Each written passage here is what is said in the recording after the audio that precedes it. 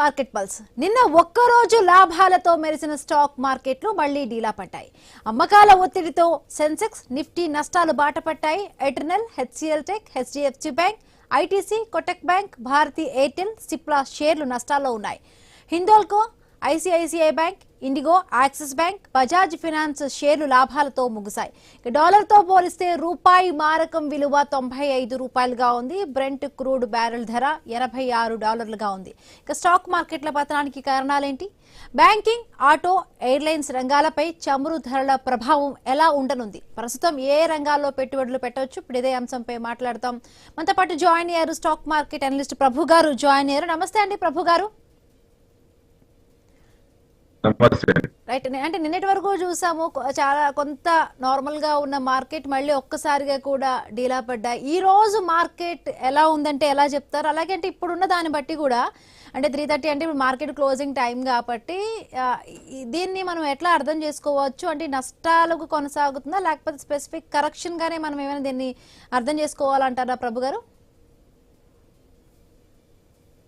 Correction అంటే 20% బట్టి pre-placement. Sensex 4 points పడింది, అక్కడి నుంచి తగ్గింది. నిఫ్టీ 24,250 నుంచి ఆ రేంజ్ లో ఉంది. 210 స్పాట్ తీసుకున్నా 2 ప్రభు గారు ఒక్కసారి మీ వాయిస్ క్లియర్ గా రావట్లేదు. ఒక్కసారి నెట్వర్క్ ఇష్యూ ఉన్నట్టుగా ఉంది, ఒకసారి చెక్ చేయరా? రైట్, నిన్న ఒక్క రోజే లాభాలతో మెరిసిన స్టాక్ మార్కెట్లు మళ్ళీ ఈ రోజు కొంత డీలా పడినట్టుగా తెలుస్తోంది.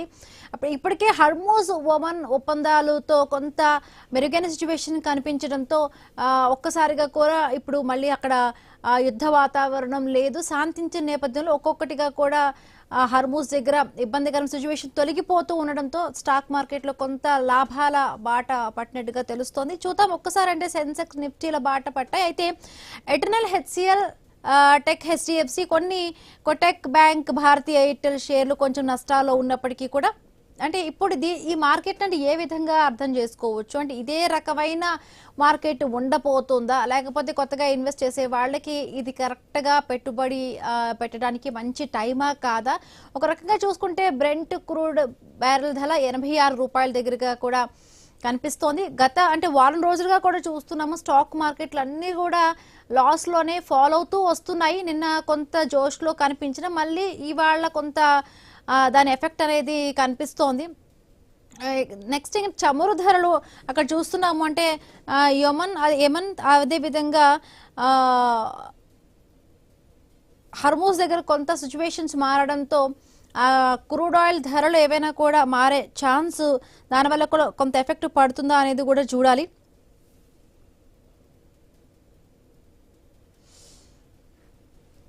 నిన్న ఒక్కరోజు లాభాలతో మెరిసిన స్టాక్ మార్కెట్లు మళ్లీ డీలా పడ్డాయి. అమ్మకాల ఒత్తిడితో సెన్సెక్స్, నిఫ్టీ నష్టాల బాట పట్టాయి. Eternal, HCL Tech, HDFC Bank, ITC, Kotak Bank, Bharti Airtel, Cipla షేర్లు నష్టాల్లో ఉన్నాయి. Hindalco, ICICI Bank, IndiGo, Axis Bank, Bajaj Finance షేర్లు లాభాలతో ముగిశాయి. డాలర్తో పోలిస్తే రూపాయి మారకం విలువ $95 ఉంది. అదేవిధంగా బ్రెంట్ క్రూడ్ బ్యారెల్ ధర $86 ఉంది. ఇక స్టాక్ మార్కెట్ల పతనానికి కారణాలేంటి? బ్యాంకింగ్, ఆటో, ఎయిర్లైన్స్ రంగాలపై చమురు ధరల ప్రభావం ఏ విధంగా ఉండబోతుంది? అంటే ఇప్పుడు ప్రస్తుతం ఏ రంగాల్లో పెట్టుబడులు పెట్టచ్చు? అలాగే మెటల్స్లో చాలా వరకు అందరూ ఇన్వెస్ట్ చేస్తూ ఉన్నారు. ఈ నేపథ్యంలోనే మెటల్లో ఏ మెటల్స్లో పెడితే కొంత వాళ్ళకి ఆదాయంగా కూడా ఉండవచ్చు, ఇన్వెస్ట్మెంట్ పరంగా కూడా ఏ మెటల్స్లో పెడితే బాగుంటుంది? రైట్, మనతో పాటు జాయిన్ అయ్యారు స్టాక్ మార్కెట్ అనలిస్ట్ ప్రభు గారు జాయిన్ అయ్యారు. ప్రభు గారు, అంటే క్రూడ్ ధరలు పెరగటం వల్ల కూడా ప్రభు గారు వినిపిస్తోందా?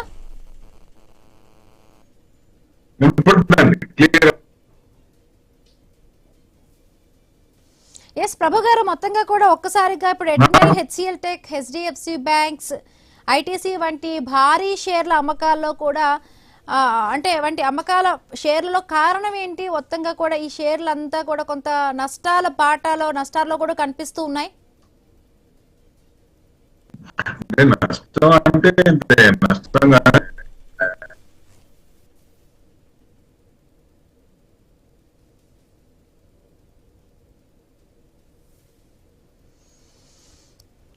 రైట్. నిన్న ఒక్కరోజే లాభాలతో మెరిసిన స్టాక్ మార్కెట్లు మళ్ళీ డీలా పడ్డాయి. అమ్మకాల ఒత్తిడితో సెన్సెక్స్ నిఫ్టీ నష్టాల బాట పట్టాయి. Eternal, HCL Tech, HDFC Bank, ITC, Kotak Bank, Bharti Airtel, Cipla షేర్లు నష్టాల్లో ఉన్నాయి. Hindalco, ICICI Bank, IndiGo, Axis Bank, Bajaj Finance షేర్లు లాభాలతో ముగిశాయి. డాలర్తో పోలిస్తే రూపాయి మారకం విలువ 95 రూపాయలుగా ఉంది. అలాగే బ్రెంట్ క్రూడ్ బ్యారెల్ ధర 86 రూపాయలుగా ఉంది. రైట్, మాట్లాడదాం. ప్రభు గారు జాయిన్ అయ్యారు. ప్రభు గారు,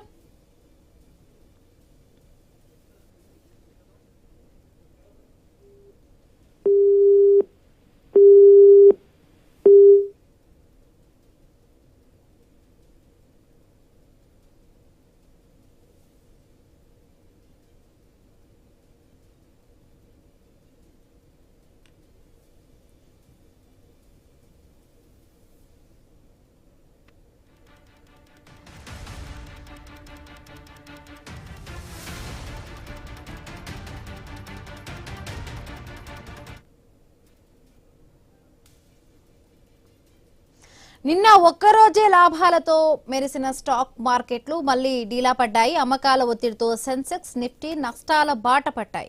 రైట్, ప్రభు గారు జాయిన్ అయ్యారు. ప్రభు గారు, వినిపిస్తోందా ప్రభు గారు? క్లియర్ గా ఉందా వాయిస్? క్లియర్ గా. ఎస్. బ్యాంకింగ్ లో ఒక్కసారిగా మనం అబ్జర్వ్ చేస్తే ఐసిఐసిఐ, యాక్సిస్, బజాజ్ ఫినాన్స్ లాభాల్లో ఉంటే హెచ్డిఎఫ్సి, కొటెక్ కొంత ఒత్తిడిలో ఉన్నట్టుగా తెలుస్తోంది. అంటే ఎందుకు ఆ షేర్లకి ఈ షేర్లకి అంటే ఏంటి డిఫరెన్స్? కొంత లాభాల్లో ఉంటే ఈ రెండు మాత్రం కొంత నష్టాలను చవి చూస్తున్నాయి ప్రభు గారు. ఇప్పుడు సడన్ రైజ్ వస్తుంది కదా. మామూలుగా చూడండి, సెన్సెక్స్ జంప్ ఎంత అయింది? 330 పాయింట్స్ జంప్ అయింది. ఆ జంప్ అయిన పాయింట్స్ అక్కడ హై నుంచి 400 పాయింట్స్ పడింది. సో ఎప్పుడైతే సడన్ స్పైక్స్ వస్తున్నాయో ఆ స్పైక్స్ వల్ల కొంచెం ఇదవుతోంది. అంతేగాని ఇప్పుడు శాస్ వల్ల ఇప్పుడు ఆగస్ట్ 3rd 24,800 ఆ రోజు నిఫ్టీ. ఇప్పుడు నిన్న లో ఎంతండి? 24,115. ఇవాళ ఎంత? 24,207. అంటే మీకు ఈ దాదాపుగా కొంచెం ఇదే ఉంది. అంటే శాస్ వల్ల లాస్ట్ మినిట్ లో లాస్ట్ 200 పాయింట్స్ 150 పాయింట్స్ అట్లా పెరుగుతుంది కదా. ఇది ఇవాళ కనపడలా. దాదాపుగా సిరీస్ దాకా దాదాపుగా అంతే ఉంది. లాస్ట్ మినిట్ లో లాస్ట్ 15 మినిట్స్ లో విపరీతంగా పడింది. హైలైట్ అవటం, బాగా పెరగటం అట్లా. మేబీ ఇవాళ నుంచి అడ్జస్ట్ అయిందా? యాక్చువల్గా ఇవాళ కూడా లాస్ట్ లో పెరుగుద్ది అనుకున్నాం. సో శాస్ వల్ల క్లోజింగ్ ఆప్షన్ సెషన్ వల్ల పెరుగుద్ది అనుకున్నాం. అంత పెరగలేదు. మేబీ 340కి దాదాపుగా 207, 207 ఎంత ఉందో 440 ఫ్యూచర్ లో ఉందో 420లో అయింది. పెద్ద డిఫరెన్స్ లేదు.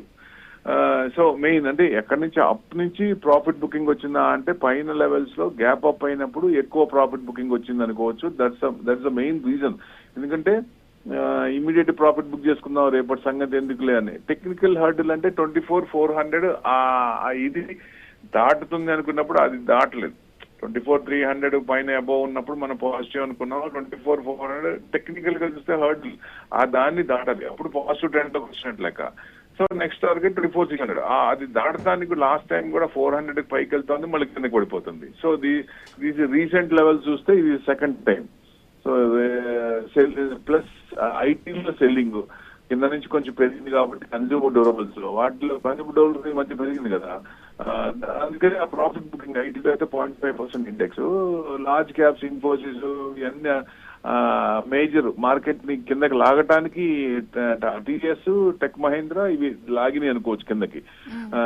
బాగా మామూలుగా చూసిన కాంప్టన్ పీస్, కన్జ్యూమర్ అంటే ప్రాఫిట్ బుకింగ్ లో ఉన్నాయి, కొంచెం తగ్గుతున్నాయని. దీనికి కారణం ఏంటి? వాల్ స్ట్రీట్ కూడా అక్కడ కూడా తగ్గింది. మార్నింగ్ ఇదిగా ఉన్నది, మళ్ళీ తగ్గింది అక్కడ. ఐటీలో ఎన్విడియా కానీ ఇవన్నీ కూడా కొంచెం, ఎన్విడియా రిజల్ట్స్ ఉన్నాయి ఇవాళ సాయంత్రానికి వస్తాయి. ఆ ఎన్విడియా రిజల్ట్స్ దాన్ని బట్టి కొంచెం అంటే ముందు రిజల్ట్స్ బాగున్నాయి అనుకోండి, బ్రహ్మాండంగా పెరుగుద్ది. అక్కడ ఏమైనా తక్కువ వస్తుంది అనే ఉద్దేశంతో అక్కడ ప్రాఫిట్ బుకింగ్ ముందు నుంచి పెరిగింది కాబట్టి ప్రాఫిట్ బుక్ చేసుకుంటారు. ఆ రకంగా ఉంది. ఎన్విడియా రిజల్ట్స్ సూపర్ గా ఉంటాయి, నో డౌట్ ఎట్ ఆల్. రేపు నాస్డాక్ ప్లస్ ఏ ఉండొచ్చు. దాని అనుగుణంగా మనకు రేపు గ్యాప్ అప్ అవ్వచ్చు ఛాన్స్ ఉంది. అంటే ఇది అక్కడ ఉన్న ఇన్సిడెంట్ బట్టి గ్యాప్ అప్, గ్యాప్ డౌన్ వస్తుంది. మన దగ్గర గ్యాప్ అప్ అయినప్పుడు ఆ శాస్ వల్ల కానీ గ్యాప్ అప్ కానీ వచ్చినప్పుడు ప్రాఫిట్ బుకింగ్ లో వస్తుంది. అదే మెయిన్ కారణం. బట్ మన మార్కెట్ రేంజ్ బౌండ్ లోనే ఉంటుంది. 24,000 to 24,800 ఆ రేంజ్, అంటే ఆ రేంజ్ లోనే ఉంది మార్కెట్. అంతకు మించి పడట్లేదు. 24,200 మనకు పైకే ఉన్నాం. సో అంత భయపడాల్సిన పని లేదు. ఇది ఇట్లా ప్రాఫిట్ బుకింగ్ వచ్చినప్పుడు కొంచెం మంచి ఛాన్స్ కదా. మనకు ఏదైనా స్క్రిప్ట్స్ ఏదన్నా ఉంటే అది మంచి డిఫరెన్స్, మనం కొన్నదానికి ఒక 15-20% డిఫరెన్స్ వచ్చింది అనుకోండి, సో అక్కడ మనం పికప్ చేసుకోవచ్చు. లేదా అంత డిఫరెన్స్ లేదు అనుకున్నప్పుడు వెయిట్ చేసే ఛాన్స్ ఉంటుంది. సో అది మెయిన్. అంటే వోలటాలిటీ అనేది విపరీతంగా ఉంది. ఇదివరకు లాగా కాకుండా వోలటాలిటీ అనేది బాగా పెరుగుతోంది. యుఎస్ లోనే కాదు, మన దగ్గర కూడా పెరుగుతోంది. మినిమం 300 పాయింట్స్ 400-500 పాయింట్స్ పెరుగుతుంది. ఇదివరకు మన దగ్గర ఇక్కడ అంత లేదు. సో ఆ వోలటాలిటీ పెరుగుతుంది కాబట్టి ఇన్వెస్టర్ కి ఏం బాధలేదు. లాంగ్ టర్మ్ ఇన్వెస్టర్ కి ఏం బాధలేదు. మంచి అవకాశం ఇంకా దొరికింది, పడినప్పుడు చూసుకోవచ్చు. ఓన్లీ ట్రేడర్స్ కే అనుకున్నది ప్లస్ అంటే మైనస్ అవుతుంది, మైనస్ అంటే ప్లస్ అవుతుంది. ఇవాళ క్లోజింగ్ సెషన్ నిఫ్టీ కూడా నిన్న లాస్ట్ మినిట్ లో 150 పాయింట్స్ పెరిగింది. ఏది మన నిఫ్టీ. ఇవాళ చూస్తే మరి సిరీస్ అయిపోయింది. నిన్న ఫస్ట్ డే సిరీస్ నెగిటివ్ అయితే సిరీస్ అంతా నెగిటివ్ అనుకున్నాం ఓ రకంగా చూస్తే. మరి ఇప్పుడు సిరీస్ ఫస్ట్ డే నెగిటివ్ కాబట్టి ఈ సిరీస్ కూడా కొంచెం డౌన్ అవ్వచ్చా, లాస్ట్ సిరీస్ బాగానే ఉంది, ఈ సిరీస్ కొంచెం డౌన్ ఉండొచ్చా అనేది కొంచెం ఇది అనిపిస్తుంది. అంటే రేపు కూడా మనకి చూస్తే trending 1 day up 1 day down. ఆయన 60 కంట్రీస్ మీద ట్యాక్స్ వేశారు. ఇది ఎకనామిక్ డీడే అని ఇరాన్ కి ఎవరైతే సపోర్ట్ చేస్తున్నారో వాళ్ళందరికీ ట్యాక్స్ వేస్తాను అంటే మైన్యూట్ ట్యాక్స్ వేశారు. కొన్ని వాటి మీద ఇప్పుడు మేజర్ ఇది తీసుకుంటే కొన్ని సెక్టార్స్ మీద కొంచెం వేశారు. ఎందుకంటే ఆ సెక్టార్స్ మీద ఎక్కువ ఇది చేశారు. మిగతా వాటి మీద మీకు అంత చేయరా. అంటే 60 కంట్రీస్ కేసి మిగతా కంట్రీస్ సెకండ్ ఫేజ్ ఉంటుంది నాకు. ఆ సెకండ్ ఫేజ్ లో నేను విపరీతంగా చేస్తాను. విపరీతంగా నేను ఛార్జ్ నేను ఫస్ట్ ఏం చెప్పినైనా నేను విపరీతంగా ఛార్జ్ చేస్తాను, టెరిఫ్లు వేస్తానని చెప్పి భయపెట్టి నార్మల్ గా వేసి నెక్స్ట్ దాంట్లో అంటే చూడండి ఇప్పుడు మెయిన్ దాని అనుగుణంగా మేజర్ వాటిని ఇది చేయాల. ఏవియేషన్ ఒకటి, టెక్ ఒకటి, షిప్పింగ్ ఒకటి, ఇట్లాంటి డిజిటల్, క్రిప్టోస్ వీటి మీద ఆయన ఎక్కువ కాన్సన్ట్రేట్ చేశాడు ప్రస్తుతం. సో సెకండ్ ఫేజ్ లో శాంక్షన్స్ అనేది సెకండరీ శాంక్షన్స్ విపరీతంగా ఉంటాయని చెప్పి మళ్ళీ ఒక హింట్ ఇచ్చిండు. అంటే అది ఎప్పుడు గ్యాప్ ఇచ్చి 4-5 రోజులు గ్యాప్ ఇచ్చి తర్వాత మళ్ళీ చేస్తారా ఏంటి అనేది, ఎట్లా చేస్తారు, ఎంత చేస్తారు అనేది తెలియదు. కాబట్టి ఆయన డిసిషన్ బట్టి కొంచెం మార్కెట్ అప్పుడు క్రూడ్ తగ్గుతుంది. మనకి క్రూడ్ తగ్గుతోంది, 85 అయింది. మనకి మార్నింగ్ కూడా 86 తగ్గింది. అంటే చెప్పండి. అంటే ఇప్పుడు క్రూడ్ అంటే 86 దగ్గర ఉండటం వల్ల అంటే భారత్ కు ఇది ఎంత రిలీఫ్ అంటారా? ఎట్లా దీన్ని మనకి ఇంకా ఎంత ఎఫెక్ట్ ఉండొచ్చు అంటారు? అంటే రిలీఫ్ అప్పుడే కాదుగా, మనకి 60 to 70 అంటే రిలీఫ్ ఒక రకం. $60-70 అంటే రిలీఫ్ కొంచెం పర్వాలేదు. టెన్షన్ డాలర్స్ ఎక్కువ పెట్టాల్సిన పని లేదు. కానీ ఇప్పుడు 94 నుంచి 85కి వచ్చింది కదా.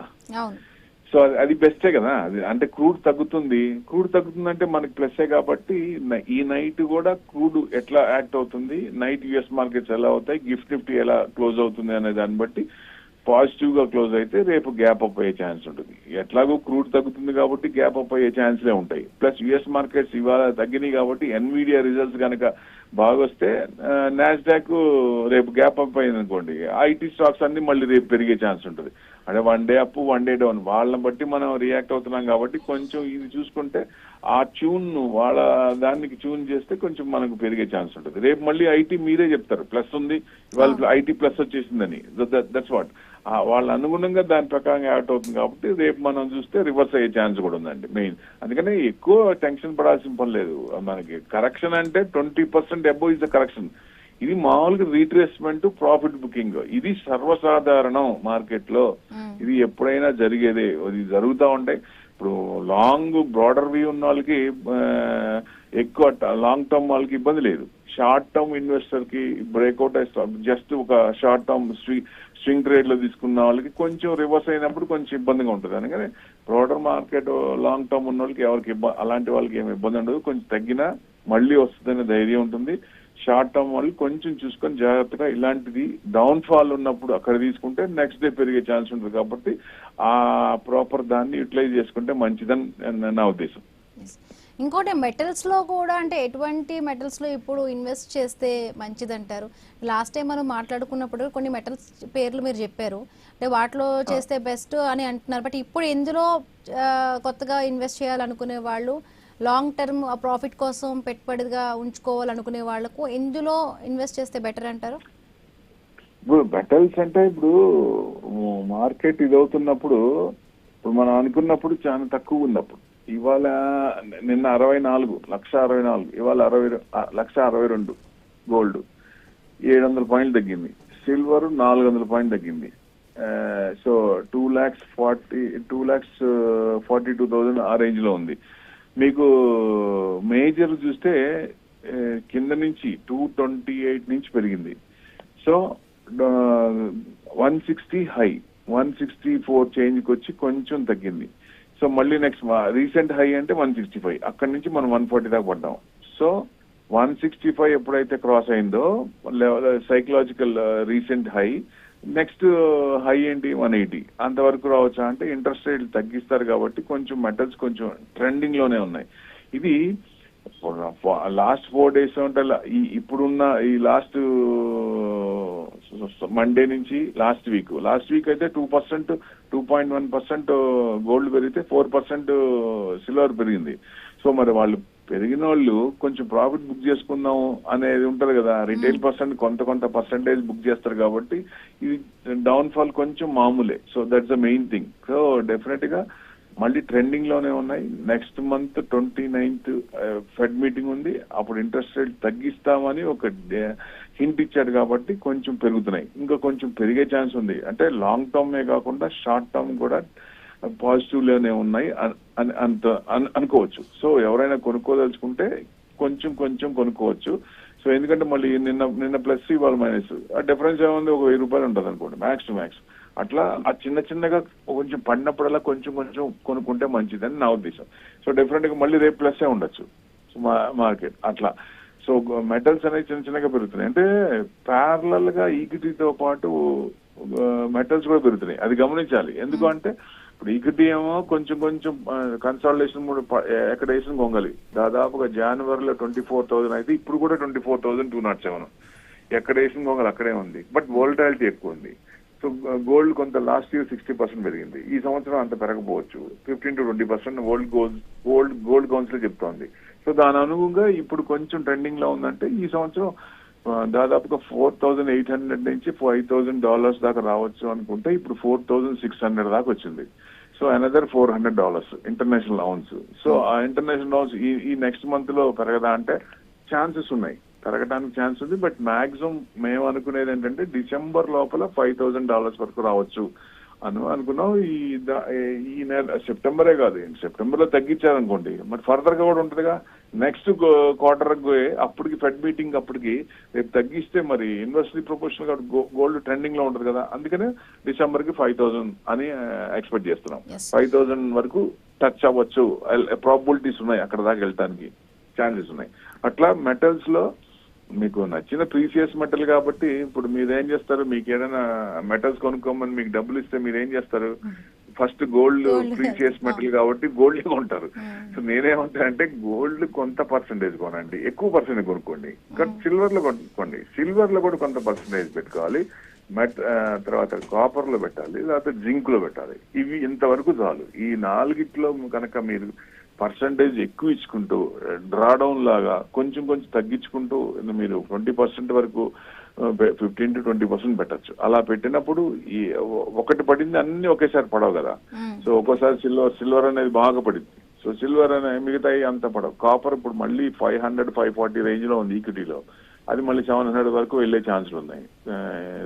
జింక్ అయినా అంతే, అది కూడా అంతే, బాగా మళ్ళీ కొంచెం పెరిగే ఛాన్స్ ఉంటాయి. కాబట్టి మనకు టైం ఇచ్చి లాంగ్ టర్మ్ లో పెట్టుకుంటే ఇలాంటి పడిపోయిన స్టాక్స్ లో ఫండమెంటల్ గా స్ట్రాంగ్ ఉండి ఆ ప్రోడక్ట్ మార్కెట్ లో డిమాండ్ ఉన్నప్పుడు పెరిగే ఛాన్సులు ఉంటాయి. మనం టైం ఇవ్వాలి.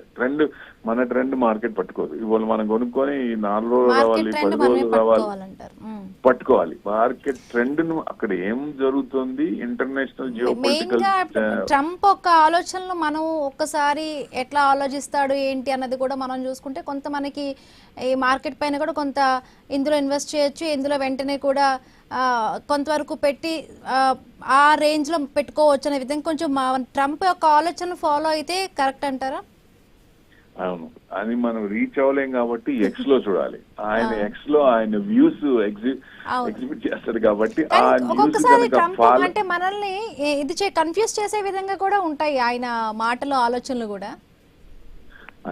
అంటే ఇప్పుడు కన్ఫ్యూజ్ ఇన్ ద సెన్స్, ఇప్పుడు మార్కెట్ బాగా పడేయడానికి నెగిటివ్ గా చెప్తున్నారు. ఇప్పుడు క్రూడ్ పెంచడానికి ఇప్పుడు ఈక్విటీకి కొంచెం ఏదైనా ట్యాక్స్ వేస్తున్నా అది అని చెప్పినప్పుడు ఈక్విటీ పడ్డప్పుడు అప్పుడు క్రూడ్ పెరుగుతుంది కదా.